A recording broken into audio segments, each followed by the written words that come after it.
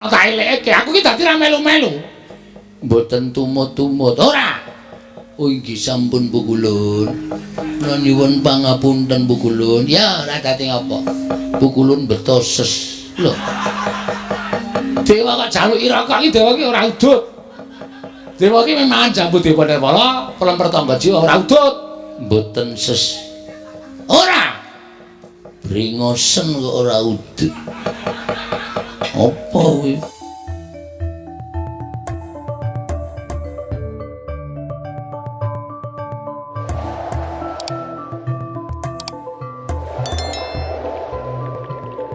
Paduka nganti para wadya bala Durandara tumedhak wonten ing Madyapada menika mboten pangling wonten tampel wates padukuhan pring apus papan pernahipun Bagong. Menika mangku suraos kados pundi keparang ingkang raka ing sidhe pangdal-dal Cemadong dawuh di. Bu kula nadyan kula pun penyarian Cemadong dawuh. Bu kula ingkang putra pun Bathara Brahma Cemadong dawuh. Bu kula ingkang putra pun Bathara Indra Cemadong dawuh. Nggih, Bu kula ingkang putra pun Yama Dipati Cemadong dawuh. Kakang Narada.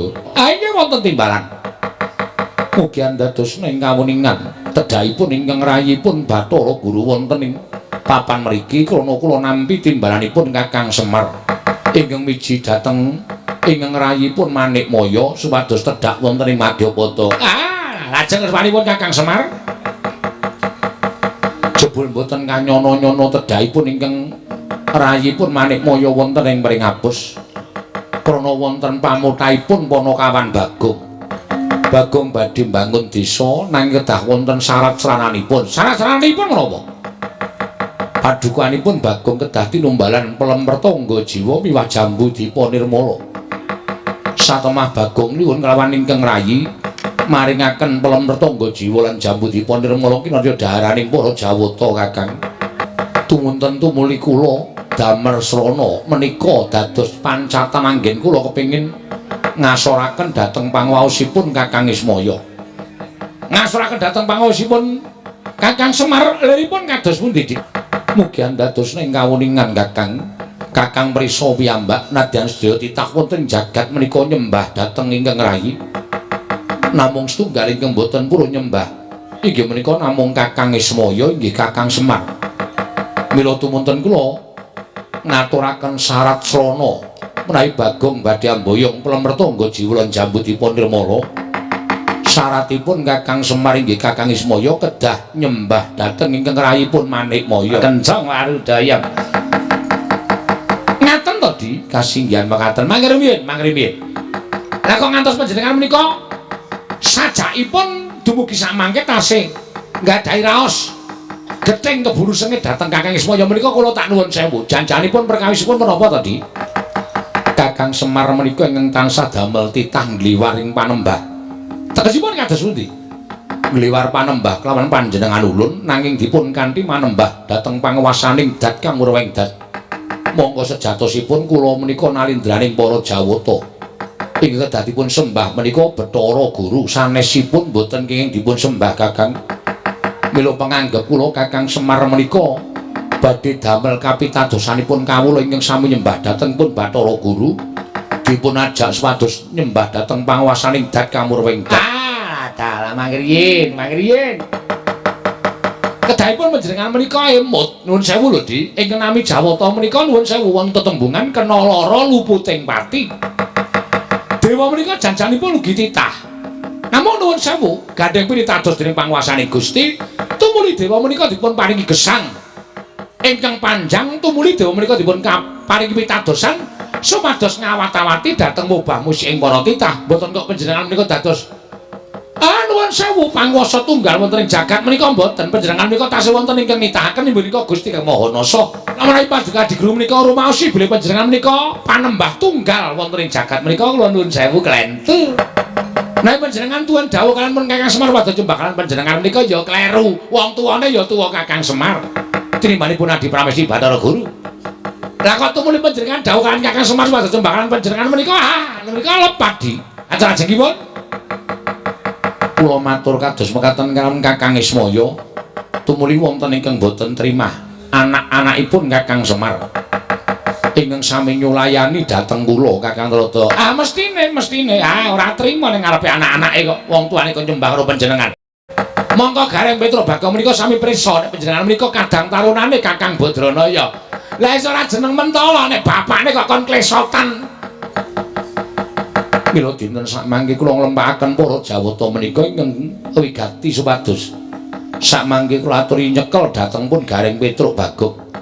Menawi Gareng Petruk Bagong saged kacepeng, Semar saged kacepeng badhe kula kanthi wonten ing Kayiwangan. Krana keluputanipun Semar saat majanipun badhe kula cemplungaken wonten ing Kawah Candradimukha Kakang Rada. Lah. Menika tegesipun kriwikan dadi grojogan geguyon dadi tangisan menika mangke lalampanipun boten sae lho, Di. Boten namung ngembek lan paduka di Pramesti Bathara Guru ning badhe ngembek dhateng ngawontranipun Kayangan. Mergi menapa? Kula menika nggadahi saloka, ora ana ala ingkang tumama marang becik menika boten badhe wonten. Kanthi pawadan menapa kemawon menawi pakarti ala menika boten badhe saged tumama wonten ing pakarti ingkang sae.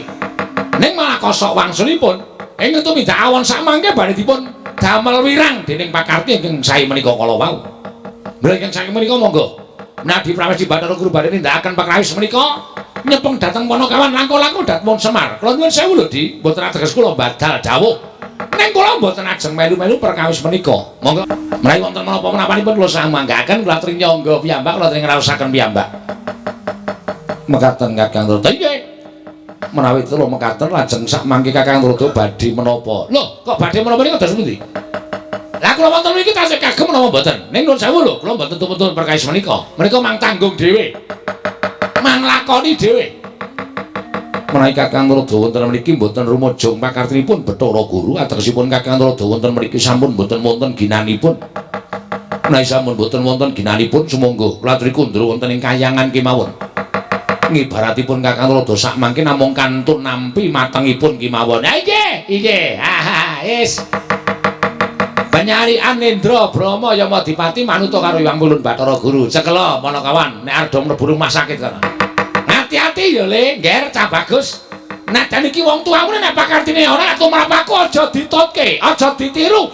Brahma, iki wonten timbalan pukulan. Indra wonten timbalan Rama. Yamadipati. Sak kathahing para Durandara diketapake. Merga ulun percaya anak-anake Semar uga ora bakal gampang dicekel. Nanging sapa ingkang bisa ngrangkit atmajaning Semar, luwih-luwih bisa ngrangkit Semar Badranaya. Bakal nampa hubungan ingkang sakmurwat lawan labutan kita kelawan panjenengan ulun. Pangantipun ingkang putra benjang menapa? Pangkatipun ingkang putra benjang menapa Rama Pukulun? Ora ketang sambung obor cara lintang tumrya mangkat dina iki. Nang ngestaken dawuh. Nyun pamit bidal dinten menika. Nang ngestaken nyun pamit bidal dinten menika. Terus kok rantak-rantak dewane pirang-pirang.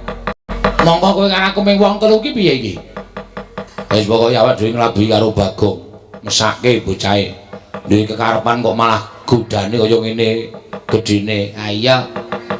Ning upama Bagong mau rawani karo wong Pikulun Bathara Guru kedadene ra kaya ngene. Wis pokoke sak kuwate awake dhewe rek. Nek kira-kira ora kuat ya mundur.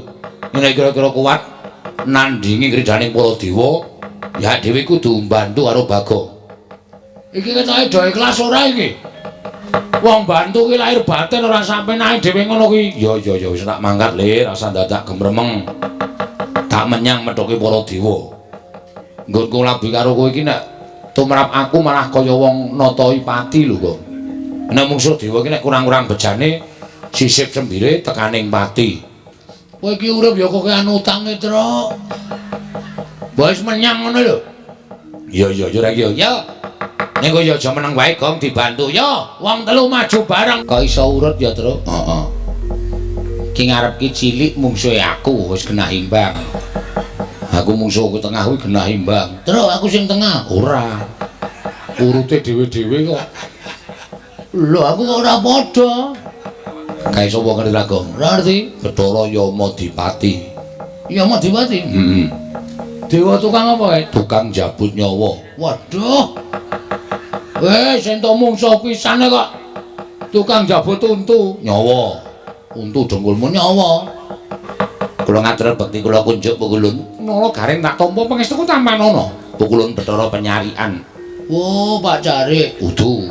Bekti kula Pukulun. Iya Petra tak tampa. Pukulun bekti kula. Iya Bagong tak tampa. Pukulun Bathara Indra lantaran bekti kula kunjuk. Ya, garing tak tampa. Pukulun Bathara Indra lantaran bekti kula kunjuk. Ya, Pitulu tak tampa. Pukulun Bathara Indra ngaturaken bekti kula kunjuk. Ya, Bagong tak tampa. Pukulun Yamadipati bekti kula. Ya, garing tak tampa. Medeni Indra wis tenang wae santai. Yamadipati bekti kula kunjuk. Ya, Bak Pitulu tak tampa. Yamadipati bekti kula kunjuk. Ya, Bagong tak tampa. Waduh. Nala garing wonten dawuh Pukulun. Tekakoning paman kene didhawuhi Wang Pikulun Jatimurti Wang Pikulun Bathara Guru. Wigatosipun aku kinen ngrangket karo kowe. Lho, sebabipun menapa? Merga kowe wani karo Wang Pikulun Bathara Guru. Kowe ora ngeparengake yen to Siwa Badranaya ya Siwa Ismaya nyembah marang dramaning Wang Pikulun Bathara Guru. Wane perkara niku beda perkara. Semar niku bapak kula. Nek nganti bapak kula digawe diasorake derajate kaya nyembah dramaning Pitulun Bathara Guru ora bakal kelakon. Upama Semar gelem, anak-anake sing ora gelem. Tur niki kula ajangi jembar. Kula ngerti nek dewa-dewane ajeng ora trima karo napa sing kula lakoni. Sapa ngganggu bapak nyawane garing tak ikhlasake. Lho, kowe wani karo dewa, sing tak wedeni apamu? Ming dewa iki kok diwedeni. Aku karo tukang nagih utang ora wedi kok. Ming dewa diwedeni. Kowe siap, Gong, siap kae. Bapak Petruk bareng ngebelani karo bapakne. Lho anake, Mas. Pun sewu Pukulun niku anake bapak. Dadi nek gareng belani kula mesti belani. Wah, nek ngono Bagong ya belani. Ora kok. Belani. Ah, Deng belani. Ah, aku belani. Kowe sapa jenengmu? Yamadipati. Yamadipati. Ya. Kowe belani kena ning ditekno jabut nyawamu. Wow. Senengane jabut kowe ya. Belum rampung barang tak jabut ya. Manusia macam apa itu? Ora semingkir apa kelakon kene marganing patimu Singalena Prapting Walis. Lho, wani aku sing tak wedeni apamu. Kelakon tak bondo, tak krincung sikilmu Nala Garing. Mang maju, nek ana dewa kewirangan aja dundang Nala Garing. Truk. Wedange puta. Ya wis ben. Wedang sing endi? Sing tak akeh banget mau lho. Kita kira melayu arep ngabarke apa-apa kok wedange uta kesamplut tangan kowe. Piye? Wah, aneh. Dewa ditanya kok ora kena ya. Dewa ki sekti kok aku ki ya gumun Bathara Penyarian tak arta antem. Kok kaya jarake iki 2 jangkah kok ora kena. Nek sak kilan ki berarti lembu sekilan. Nek 2 jangkah ki lembu 2 jangkah. Ora ana aja kok lembu 2 jangkah. Piye Gong, piye? Wis tak andani ngayal to kowe. Arep kowe mampang-mampang anak Semar kae. Ning nyatane kowe ora menang karo dewa. Arep diantem ora tau iso kena awake kaya ana sing namengi. Yamadipati arep tak jotos raine iki. Tangan kowe ora tekan e. Oh, menggok dhewe tangane. Lho. Rating ora. Rating nabrak cengelmu kowe. Banyol tok nesoni kowe banyol sak karepe dhewe. Role aku e. Oh iya. Wong liya ora entuk nyaingi aku. Piye, Gong? Takon Semar aku. Ah, mir meneh. Wis ora apak ning mir men. Iki susu iki, Pak. Piye? Aku mau bertanya kepada Bapak. Kok dadi dewa ora iso diantem? Dewa iki derajate sak dhuwure menungsa. Mula dheweke ora iso diantem karo menungsa lumrah. Aduh piye iki lek perang teneh wagu? Kene diajar kene arep ngantem ra iso. Ning sing jeneng apa-apa ki ana kringkiane. Sak pinter-pintere wong ki mesti tau kapusan. Sak bodho-bodhone wong ki mesti duwe penemu sing apik. Lho wis aluka. Sak ampuh-ampuhe wong ki mesti ana kringkiane. Para dewa kae ya ana kringkiane. Nek ngantem dewa ki aja nggon sirah, ora bakal kelakon. Ning dada medun. Ora entuk dodo munggah, ra entuk. Ning dodo medun. Mesti keneng. Mesti keneng.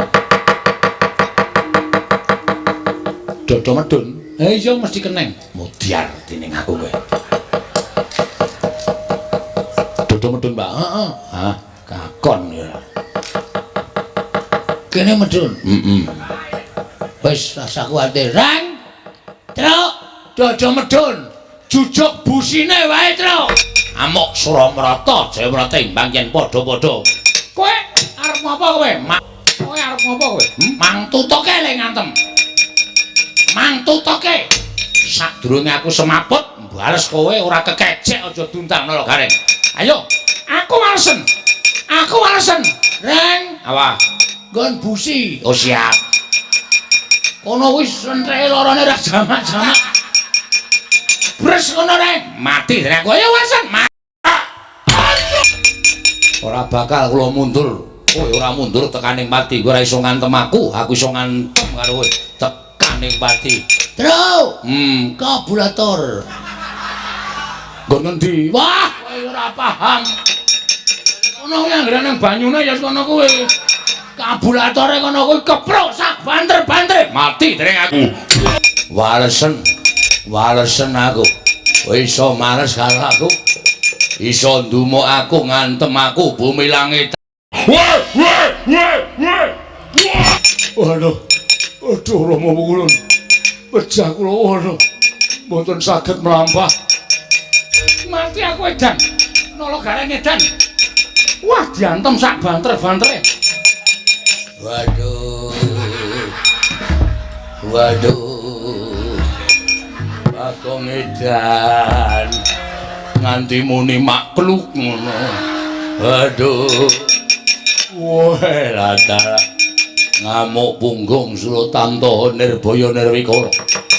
Panakawan gawe wirangking para dewa. Cestri Sula ora padha tekaning pati. Wah, wis. Nek dewane kalah kabeh. Cocok ora? Dodo medun cocok. Sip, Mak. Penyarian tak kwampleng kluthuk. Bebek ora karo-karuan. Doro intulak antem ya kontal. Pak, Bathara Guru nggawa drai. Drai dengkulmu mlocok ora. Sing marahi mlayu ki ya nggawa Bathara Guru nggawa gaman kae. Namane apa ya, Tru? Kae jenenge kaya tombak ning pucuke telu, Pak. Kuwi bebayani. Ora ana sing wani nampani kuwi.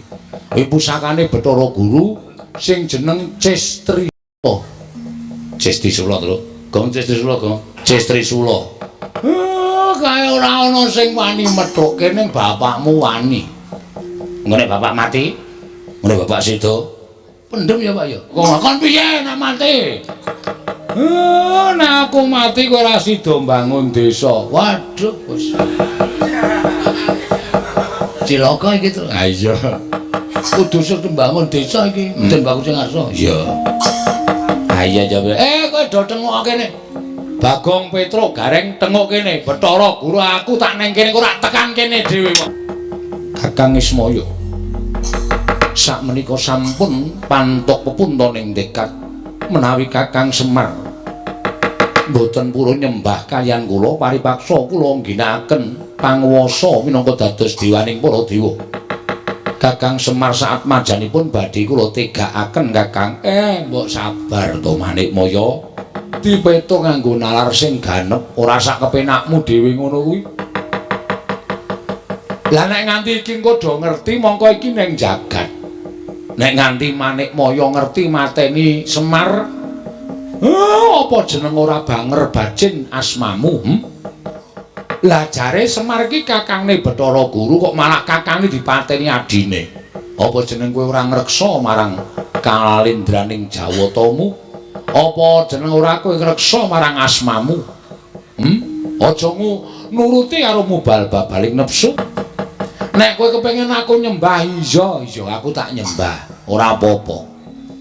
Wong sejere kowe kuwi ratu ning dewa. Aku ming derajate wong cilik ming panakawan. Wajibe ya pancen kudu nyembah. Ning ora neng kene to, kowe jaga asmamu, aku tak ngreksa jenenge Semar. Menika saestu Kakang. Aku kok tau goro ki goro kapan? Neng kayangan. Wonten kayangan. Aku tak nggawa anakku gareng karo Petruk neng kayangan men do weruh kabeh dewa-dewa. Anak-anakmu nek Semar nyembah karo Bathara Guru, Semar ora duwe niat wani karo Bathara Guru. Gareng melu, nggih, Pak. Petruk melu, nggih. Aja wedi mati. Mati neng kayangan ra apa-apa, sendika. Sendika, Pak. Pak aku piye, Pak? Kowe neng omah wae. Engko ndak ora kelakon lha mbangun desa. Waduh, kancaku sapa, Pak?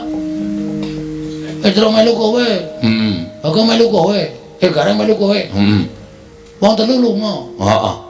Rampungke kewajibanmu bangun desa, mengko rak kowe isih dibutuhke dening para masyarakat padusunan kene. Teges aku mati.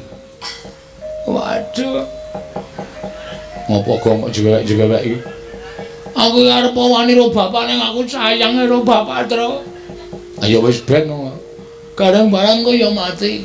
Ayo nderek bapak kok ya. Alah, Rek. Ora kesaur utangmu. Kowe barang ya mati, Tru. Asik. Lho. Si bojomu ayu e. Oh. Cahe Dian. Aku pancene Dian. Kowe tenan saestu Kakang Semar. Aku kok ngapus iki. Wis to, ayo. Dina iki budal bareng. Aku tak ngejak anakku Gareng karo Petruk Bagong meneng rampungke gaweane.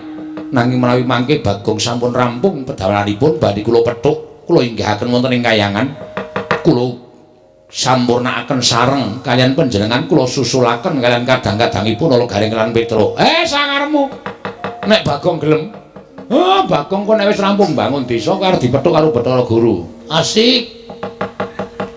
Kowe arep diunggahke ning kayangan dipateni dicampurke karo Gareng karo Petruk. Wis ora apa-apa ora masalah. Sing penting kewajibanku rampung kabeh. Nggih, kula ngestaken dawuhne ngestu lho dipethuk lho. Iya, ulun pethuk. Monggo Kakang Semar kula dherekaken minggah dhateng kayangan. Ayo. Ikhlas nggih Kakang. Ora ikhlas sebab apa? Matur nuwun ya, Prak. Kowe mbelani karo aku. Kowe ya, Truk. Matur nuwun Gareng. Kowe mbelani karo aku. Aja kuwatir. Bandamu tak jarah rayah. Maksudku tak slametke, Truk. Walah, kok sepine piye iki?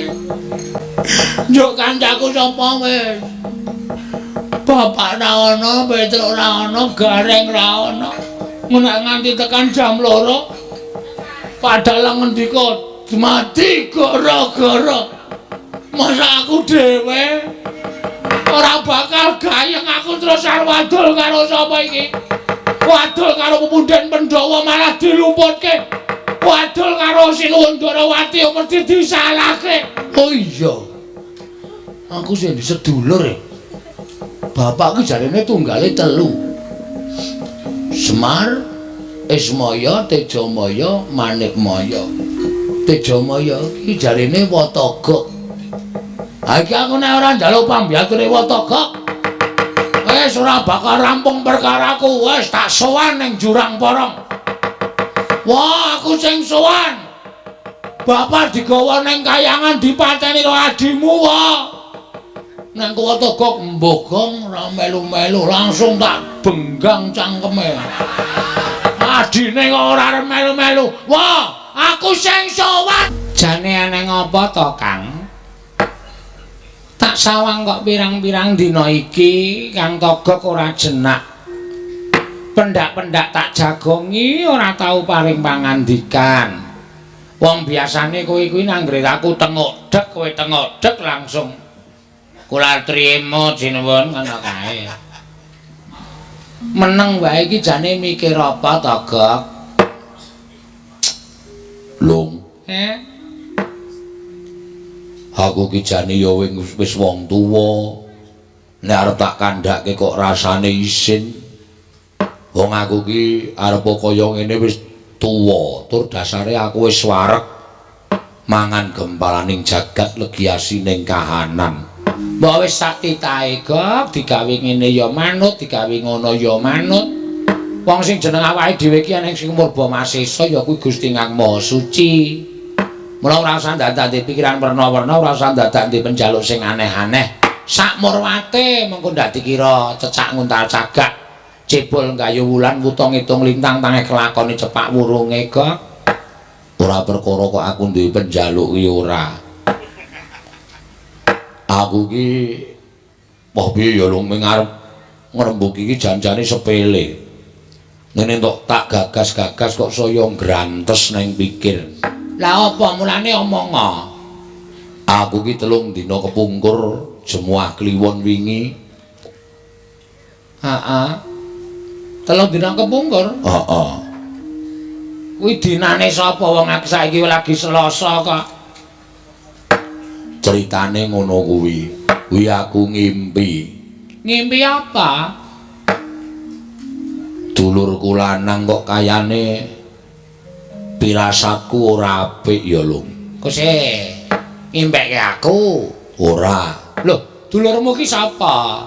Wong nyatane kowe tak kancani urip seprono-seprene ya mung karo aku, ora karo sapa-sapa. Kowe muni nek dulurmu lanang kuwi tak impekke elek ki, aku apa piye kok? Kudu. Ora yo ngerti to aku kuwi ndek sedulur Adi ning tanah Jawa. Oh, Semar. Ngapa Semar? Tak impekke kok ora apik. Semar ki lelayaran numpak baita, ning kok ora ning segara, ora ning Bengawan, ora ning kali. Lah terus Semar limite kapal nendi?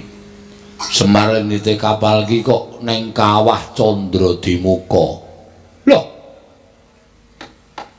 Ning Kawah Candradimuka? Heeh. Monggo bengok-bengok. Pendhake ning wong weruh dijaluki tulung, pendhake ning wong weruh dijaluki tulung. Gregah tangi saka turu merga wancine wis esuk. Pitikku jago do kluruk ingon-ingonanku do ting brengok. Wancine gagat bangun esuk.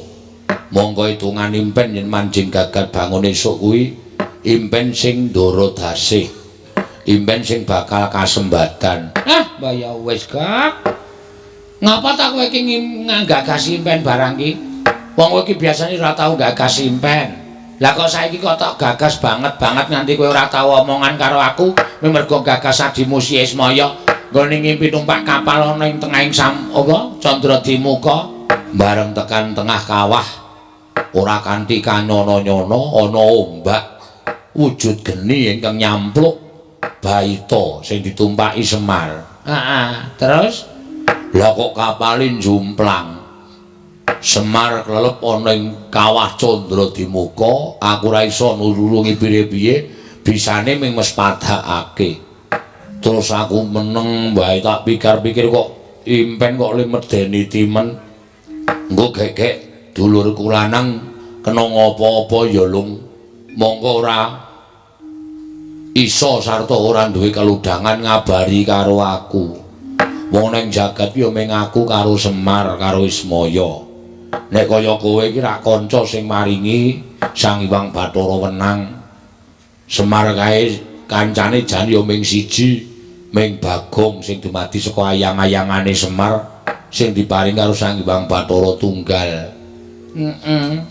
Nek nganti dulur kowe neng apa-apa ora prayoga kedadeane. Lah piye? Ditiliki mrana apa piye?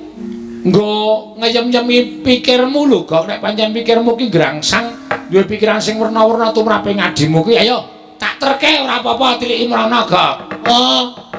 Pakde, aku sing sowan. Lah Bagong to. Pakde, heeh. Lu ngopo? Ora kaya biasane kowe iki sowan ning kene kok teko-teko kok malah sajak kaya wong bingung. Wedan tambah sugih kowe. Iya. Ya nderekke ratu-ratu sabrang kok ya, Gong. Ora le nyolong. Hus. Mbaya sing apik nek omong apa pakdemu ku ndang tau tate nyolong apa. Duh. Nek tuku kapan e, Pak? Kok ndek jam dinding gedhe banget kae.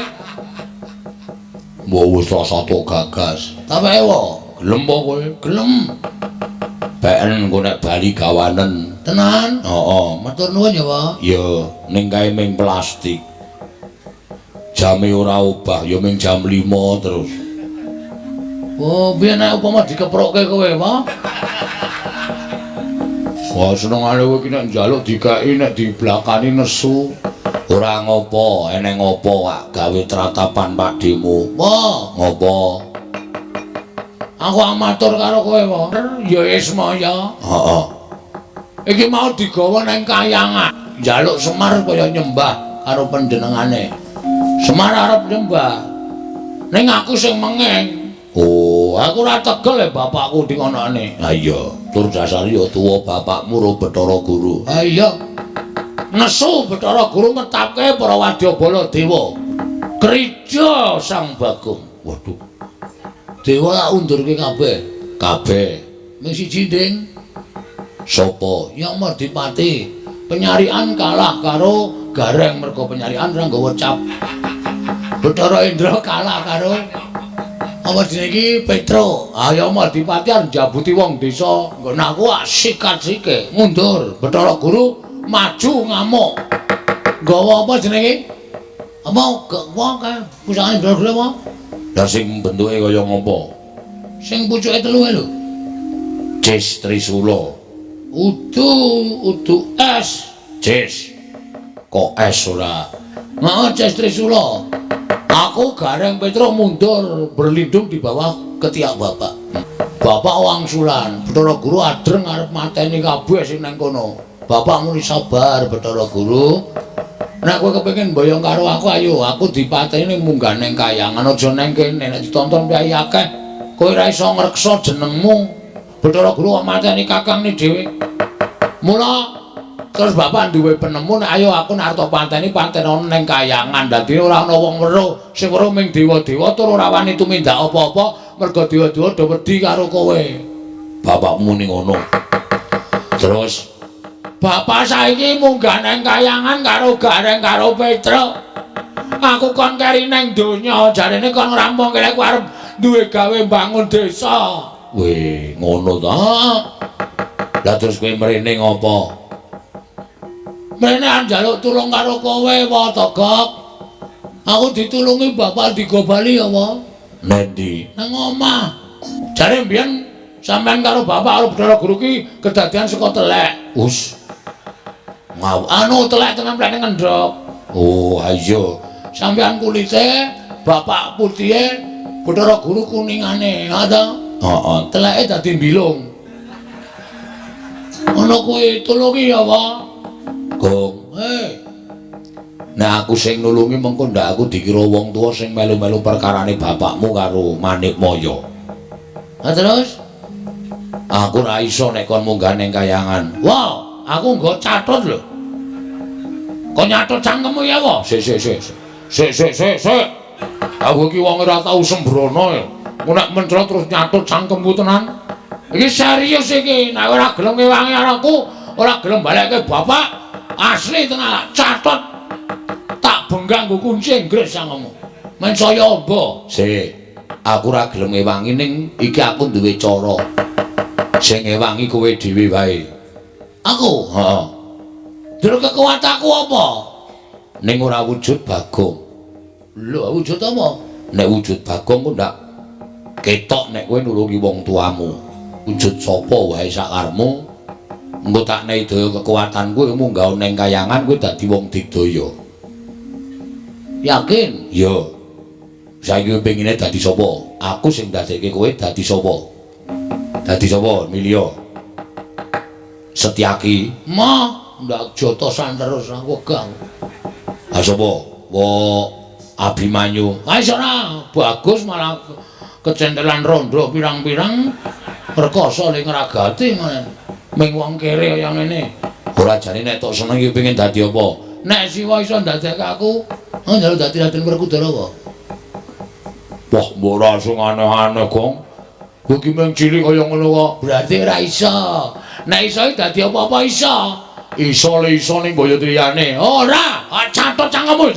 Yo. Adadekke wah kok lancamane ming cangkem terus to iki. Piye cangkemmu, Wong? Iso kemlebet kaya gendera e. Oh ya wis ben ora. Wis wani dadi Raden Werkudara. Wani, nek ketemu Raden Werkudara tenan kowe nanggung dhewe perkarane. Tak tanggunge. Wis, aku piye carane, Pak? Ngadeg. Ngene. Sedakep. Ngene. Merem. Melet. Catet ya ora. Rasa nggo melet. Tak cipta. Ya, tenan lho. Iya. Ngapusi atuhnya tenan. Ora. Dibuat jadi anjing saja kok. Kuwi borokan muni piye iki mau? Tengok klithiki ndasmu kowe. Wis tak suwunke ngersaning Gusti Yoga muga-muga kasembatan panjang kamule. Dadi wae. Kok kaya tanganku tambah dawa, sikilku tambah dawa, guluku tambah dawa, apa-apa kok tambah dawa? Iki kok ya tambah dawa dhewe ya iki kok. Raden Werkudara. Waduh, ngleleng. Ayo. Werkudara ki ora lungguh ngisor lungguh dhuwur. Jumeneng aja pisan-pisan Werkudara lungguh ndak konangan. Siap. Malangkere. Tangane tumpangke mburi. Mburi. Kene. Heeh, kaya Raden Werkudara kae wis kewe omongan. Kowe ra wonge arang basa to. Mula dadi Raden Werkudara mesti cocok. Ngopo kuwi? Werkudara iki arep omong ngeses e. Aku kaya ban gembos madhes ngono. Ngono. Wah. Gedhe kok ya suarane. Iki paling gedhe. Ngampete iki pisan. Swara wetenge. Coba digedhekke meneh, didhehemke mbok menawa ana regetane. Kene lho. Kene nggo tadah itu. Es. Coba suarane sing gedhe. Ngerem ndasmu. Wah, karo makne gedhe ngendas-ndaske. Iki lagi latihan diganggu. Oh ya, aja ora tak ganggu. Kok saya sithik. Wong yo kae saya sithik. Maune ngono entek ya ngono. Wah.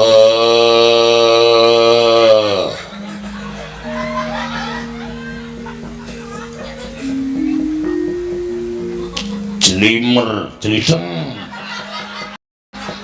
jlideng kakangku. Kok kayane kurang gedhe, Kong.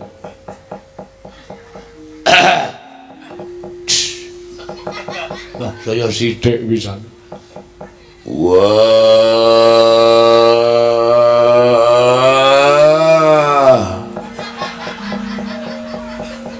Jlideng kakangku.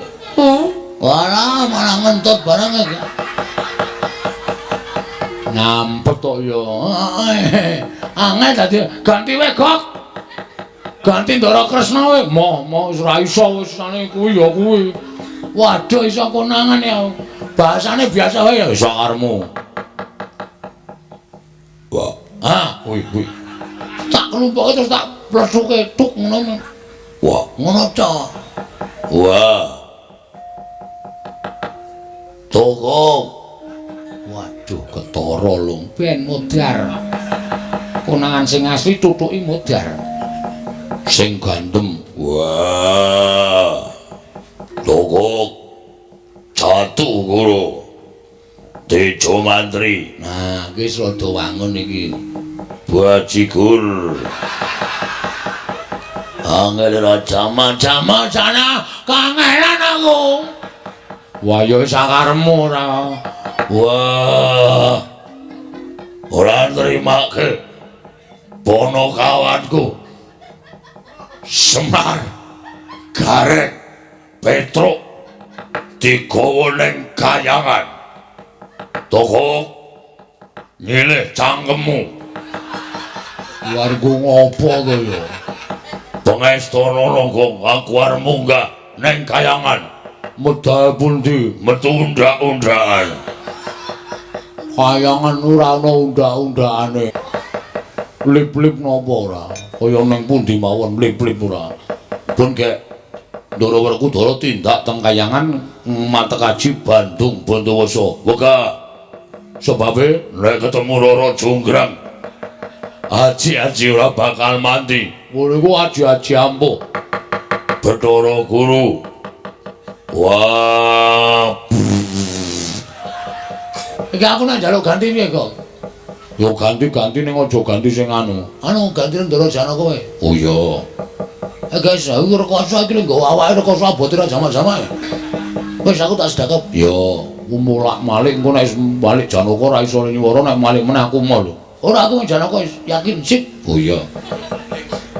Top iki nek Janaka. Bisa tak nggae cewek-cewek. Ya wis tak dongake. Anu wae, nek kula wae. Oh ya Janaka wis dah. Mlorok mripate.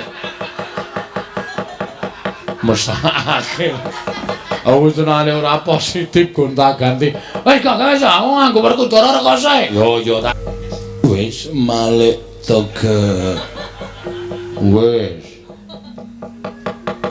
Lam-lam berjiwatan. Boyo mira boyo ingsun sun permak kathoke jin. Wis ngono kuwi wae. Toga pripun Ndara? Nah, linggung ngisor toga. Aku bendaramu. Walah-alah, gawe aku yo ngrekasake. Ora sangger sura tak catut cangkem. Janaka kok nggo catut iki cara ngendi? Kiai Catut Pambelah Jagat. Pusakaning Raden Janaka toga. Nggih, pun gek minggat teng kayangan. Adi kula Semar dislametke. Iya toga. Pamujimu tak jaluk. Aku njaluk kanggo syarat munggah kayangan slamet ana ingkang kudu dadi tumbal. Sinten kae borok mburi kae. Mbok lunga.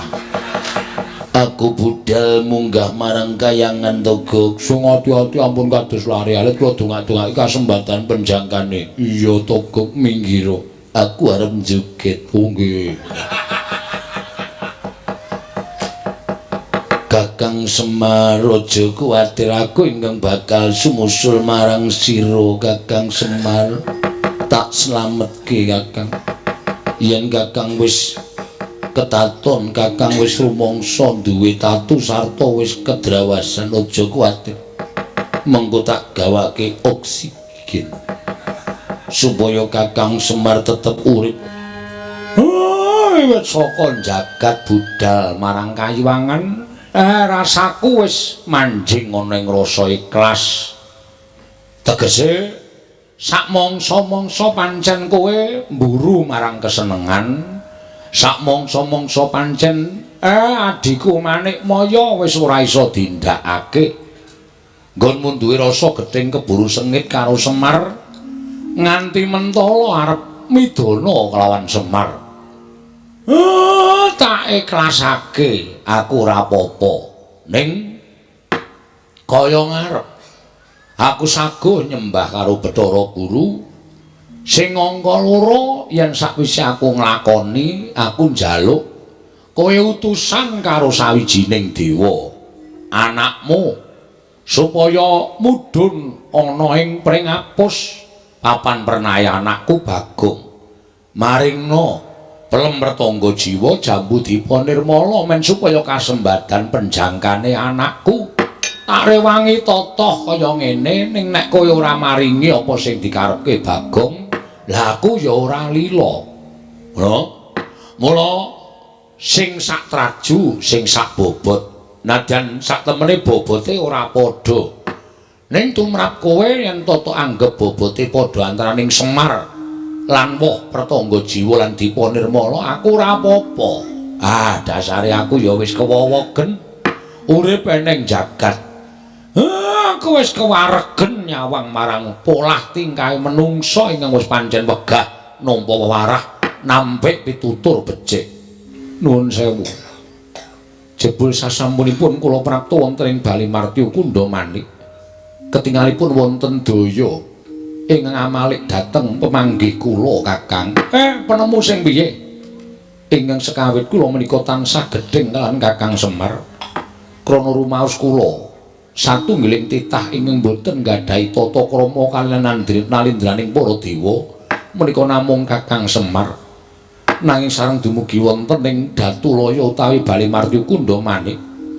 Tumuli tuwuh raos tresna asih kelawan Kakang Badranaya mila sarawuhipun Kakang Semar wonten ing Kayuwangan boten badhe kula patrapi paukuman nanging malah kula rengkuh kados dene nalika kula lan Kakang Badranaya inggih Kakang Ismaya tasih sami-sami gesang wonten ing Kayuwangan. Kuwi tenan apa piye? Lair batos monggo kula aturi amriksani dhateng manahipun ing ngrahipun Manikmaya mboten wonten ceceking raos kula nggadahi raos gedhing keburu sengit kaliyan Kakang Badranaya. Ngono dewa ngelingake marang kowe Manikmaya syukur Gusti wis maringi pepadhang kelawan atimu ingkang sekawit katon peteng ingkang sekawit katon nglamuk ning bareng tekan kene kowe duwe penemu sing kaya ngono. Syukur lah terus apa pancen kowe ya arep maringake apa sing dijaluk dening Bagong? Ateges menika tasih kula warga kula piyambak ateges menika ugi tasih atmaja kula piyambak destun menapa menawi kula mboten maringaken Plemertangga Jiwa Jambudipa Nirmala ingkang saknyata kathah thukulipun wonten ing Kayuwangan menawi Bagong namung betahaken setunggal Plemertangga Jiwa lan setunggal Jambudipa Nirmala kula kinten mboten ngelongi dhateng menapa-menapa ingkang mapan wonten ing Kayuwangan Kakang. Atiku seneng Manikmaya. Ya ngono kuwi sing dijenengi nalindraning para dewa, adil para marta. Yen kowe duwe watekan sing kaya ngono kuwi janjane titah ki ora usah mbok surung-surung tok kon nyembah kowe. Mestine wis padha kanthi ikhlas lahir batin bakal nyembah kelawan kowe Manikmaya. Kencang marudaya pak pong syukur di menawi jenengan dika tumuli engket dhateng Purwodasina kula nderek remen adi guru sampun ngrumaosi bilih menawi badhe paduka ketindakaken menika mujudaken satunggiling kalpatan mila tumunten boten siyos dipun tindakaken malah sak mangke Kakang Semar mapan wonten ing Suralaya karangku kados dene kadang nalika paduka tasih sami sugeng wonten ing Kayuwangan. Syukur tentreming para dewa mahanane ayeming para kawula rukuning para titah mapan wonten ing Martyapada di mila ing saking menika Kakang sakmangke mboten namung Bagong ingkang badhe kula paringi Plemertangga Jiwa lan Jambudipa Nirmala nanging klebet Kakang Semar Nalagaring menapa dene Petra ugi badhe kula sugata dedhaharanipun Kayuwangan jernyatanipun Kakang Ismaya menika ugi tunggiling para Jawata Kakang. Ya Nalagaring dalem Pak Petra pripun Pak? Arep diparingi Plemertangga Jiwa karo Jambudipa Nirmala. Wah, ayo iki to. Monggo jarine piyai pinter sapa sing dharep Plemertangga Jiwa Jambudipa Nirmala iki bakal kena lara luputing pati. Weh, awak dhewe ora iso mati. Wis pat ngrasake ya, Tru. Kaya ngapa ya rasane? Ya paling mung kaya pelem gadung. Aja sembrono Petra, Plemertangga Jiwa ki legine ora ana sing ngungkuli. Oh, ngoten. Kalih pelem sengir. Wah, legi Plemertangga Jiwa. Kalih pelem anu apa jenenge iki? Aromanis. Wah, legi Plemertangga Jiwa. Kalih pelem napa jenenge iki? Pelem anu rapia. Wah, Plemertangga Jiwa. Kalih pelem sing di blaster. Wah! Legi Plemertangga Jiwa. Kalih pelem oh, disipi to reng ora. Ya wis biyen mangkel aku wawe. Nah ngaten badhe kula aturaken Kakang. Ya, nek kowe ikhlas ya tak tampani. Tak pangane kanthi lega-legawaning atiku Manikmaya. Indra, ulun njaluk Plemertangga Jiwa Jambudipa Nirmala. Engga ulun cawisake kanggo Kakang Semar lan saat majane boyongan mrene Indra niki istiraken dawuh Plemertangga Jiwa lan Jambudipa Nirmala monggo kula aturi ngarahapi Kakang Semar. Ya matur nuwun. Nalagaring iki lho wis dimanggake karo pamanmu Manikmaya. Waduh, wah kuning-kuning kaya ngono to. Jambune ya wah mlenis-mlenis kaya ngono ya. Wah, ya jambu nek yaene iki jan empruk-empruk rasane. Nyenengke. Ha iya. Kuwi mau ditokon embel ya, Tru. Ha iya. Aja do rebutan. Ayo padha dipangan bareng-bareng monggo guru ya wis ngeparengake. Kula caosi kamardikan. monggo Kakang Semar dipun rapi sak sekecanipun Kakang Badranaya. Menika pancen wah nuwun sewu lho kula menika sampun remen panjenengan menika sedahipun sampun nemut Purwadasina.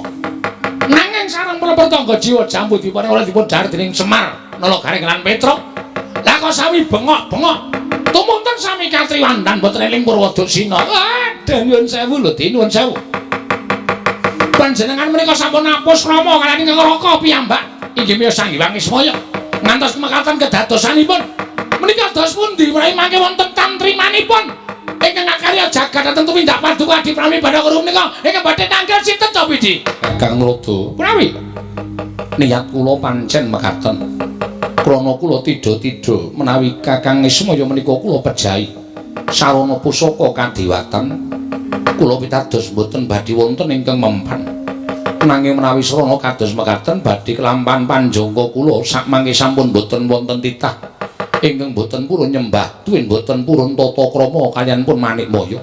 Sayekti lega manah kula dados dewaning para dewa. Dewaning para dewa kok pakartinipun sados mekaten menika dos pundi? Angkara murka budi candala. Lah menika mangke badhe ngembet kawontenanipun jagat badhe geger amargi kaperbawan panas sumuk sarta kegiatanipun angkara murkanipun Adi Pramesti Bathara Guru. Sampun Kakang Rada menika perkawis kula. Kakang Rada sampun paring dawuh mboten badhe tumut-tumut, mboten badhe melu-melu. Kula sampun nyarujuki. Mila sampun ngantos kekathah anggen Paduka paring pangandikan. Ala becik bener luput bungah susah manikmaya ingkang badhe nanggel. Kula taleni pendika panjenengan. Nek ana apa-apa ampun sambat Bathara Rada. Indra kluntun timbalan. Kakang Ismaya lan atmajane wis ora eling, bandanen tangane, kerincungen sikile. Papano ana ing pinggiring kawah candra dimuka, sak mangsa-mangsa mung karing glundungan. Wis ati kula. Nyumuri pelampan kados mekaten menika kok melang-melang kaya ninggal jejabang wonten tepining balumbak. Panjenengan sampun nindakaken sewiji-wiji ingkang ngregeti dhateng kasucen kayiwangan. Panjenengan sampun nindakaken sewiji-wiji ingkang damel kucem asmanipun Adi Pramesti Bathara Guru ning panjenengan boten kraos. Namung mbulu dhateng pepinginan ingkang nyatanipun menika mangke badhe damel srana anggen Paduka badhe kejlungguh wonten juranging kasangsaran lan kewirangan. Lah panjenengan angel dikandhani kok. Lah pripun tadi dados mekaten menika kawontenanipun? Upami dinten menika mboten wonten ing kemalsaken dhateng Kakang Semar ning hukum karma menika tumindak lho badhe kula tanggel. Waduh dan tobat-tobat. Apa-apa kok didodok. Monggo durung karuan wis kelakon. Lelakone kelakon ana. Imbal balike panjenengan mboten saged dodo dhateng kawontenan. Wis sampun. Sampun kula mboten tumut-tumut.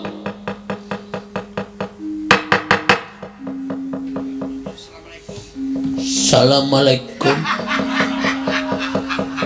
Sampai iki kok. Kore selo matang kok didodok iki lho. Walah. Bukulun. Kula ingkang abdi pun satriya ing Madangkara. Raden Janaka, ya Raden Brahma Kumbara. Kula ingkang sowan ngabiyantara Bukulun. Iki apa iki? Lah ana apa-apa Janaka edan iki ngapa iki? Kakang Rada. Menawi menika rak kados titah panengah Pandhawa. Ha iki lah kaya ngono iki lho kok nggawa glotrekan barang. Wah, lah menika pripun iki lho? Sampun Kakang kula ingkang badhe ndangu. Kulup Arjuna padha kanthi raja sak praptanira nggih. Asu anu Amit pasang kaliman tabik tinebina ngila duni dumawaing tawang towang Pukulun ingkang wayah pun Arjuna ngaturaken bekti kula kunjuk ngarsanipun wangadi Pukulun. Ya Janaka luntampa pangestu ulun tampan nono Janaka. Kula cancang pucaking remi weni dumawaing wijang rumeketing werdaya saestu andadosaken cahya dadosaken Giri Patemboyo. Giri Patemboyone sapa? Kula piyambak mboten mangertos Pukulun. Janaka Wandaraja sak pranta kita. Pukulun Bathara Teka. Narada Wilujeng niring sambikala bektos kula kunjuk Pukulun. bekti iki aja dibasake, bekti ngono aja bektos. Ulun tampa. Pangestu ulun tanpa nono, Nggih. Kula pundi jimat paripik dayanana ing kasantosan. Ulun tampa, pangestu ulun tanpa nono. Nun inggih Pukulun. Arjuna. Wonten dawuh Pukulun. Apa to sababe dening kita suwanana ing kayiwangan? Mboten wonten sebab akibat. Ingkang jalari kula sowan wonten ing kayiwangan namung nampi pelaporanipun saking sekretaris desa menawi Kakang Semar lan sedaya para putra-putranipun menapa pasang giri kalersan kaboyong wonten ing kayiwangan Pukulun. Apangka para nyata lamun Kakang Semar ndak boyong marang kayiwangan menawi dipun keparengaken kula badhe nyuwun arta nyuwun priksa kenging menapa Kakang Semar dipun boyong wonten ing kayiwangan kenging amarga ana bab ingkang bakal ulun tibakake kelawan Kakang Semar. Menika ateges menapa satunggiling prahara utawi perkawis pidana ingkang dipun lampahi dening Kakang Semar menapa kedah nglampahi kalih dasa wulan.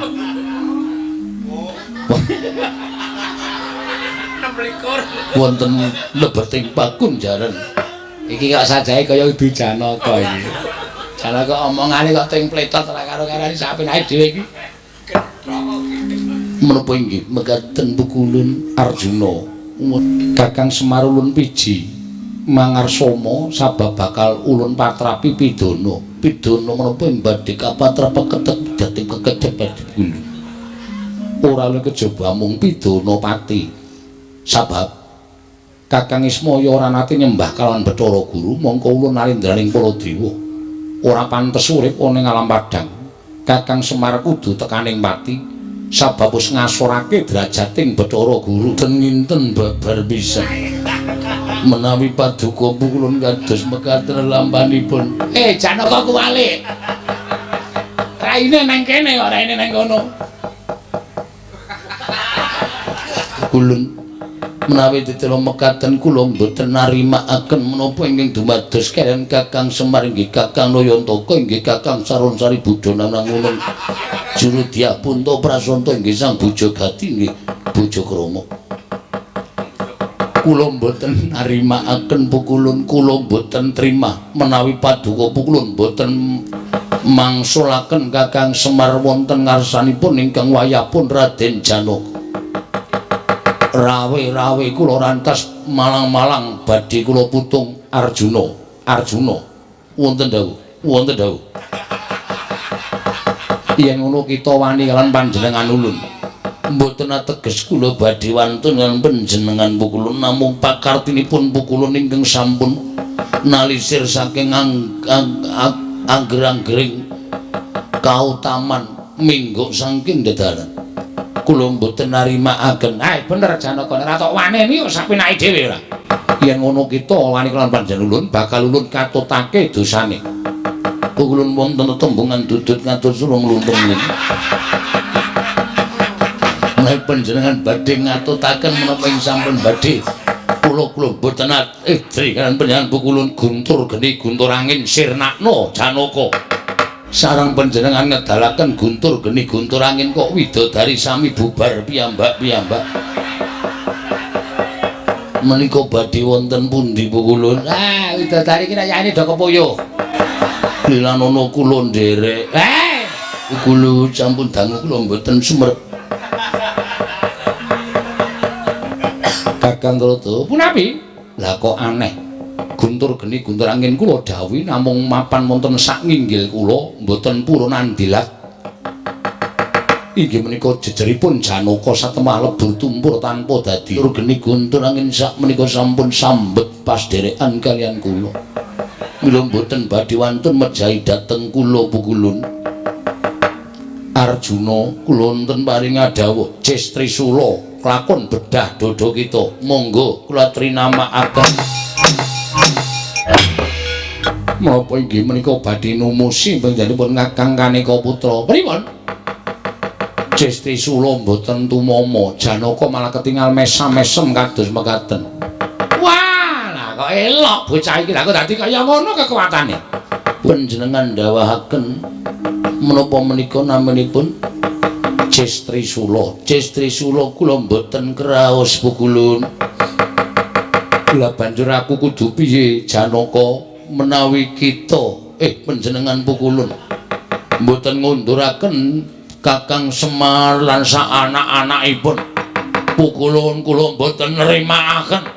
Paduka Pukulun tetep badhe kula ajar. Pukulun Bathara Narada panjenengan kula katutake. Kose. Kose to aku ki ra melu apa-apa. Aku ki malah mau ngelekke Bathara Guru aja tumindak kaya ngono ning wis dipaida. Wis ora kena tak elekke. Aku ki dadi ra melu-melu. Mboten tumut-tumut. Ora. Oh inggih sampun Pukulun. Pukulun betoses. Lho.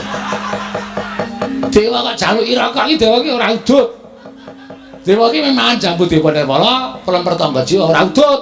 Mboten ses. Ora. Bringosen kok ora udut. Apa kuwi? Wah, lah trondolo ki ora. Ora jane kowe nyuwara. Pukulun. Coba, kowe nyuwara aja gedhe-gedhe, ning kaya swara biasane. Pukulun. Nah, candhak kowe. Ora iso ngapusi kowe. Asem iki cah cilik angel dapusi iki. Cah cilik dekulmu kowe ora. Ayo kowe dadi kesandangan rene sing akon sapa? Kula nggih goleki bapake. Nek bapak nganti tekan mriki dipidono kali Pukulun Bathara Guru kula kelangan bapak le kakang kula, kanca kula sapa? Asing nyandangi kowe Janaka sapa? Si Tomber, Togok. Alah, sing nyandangi Togok. Ya nggih. Walah, mula kok ya duwe kekuatan munggah ning kayangan. Pripun niku Pukulun bapak kula teng pundi? Bapakmu ning pinggir Candra Dimuka ana. Tulungono dibandha karo Pukulun Bathara Guru. Wah, jan setan tenan kok.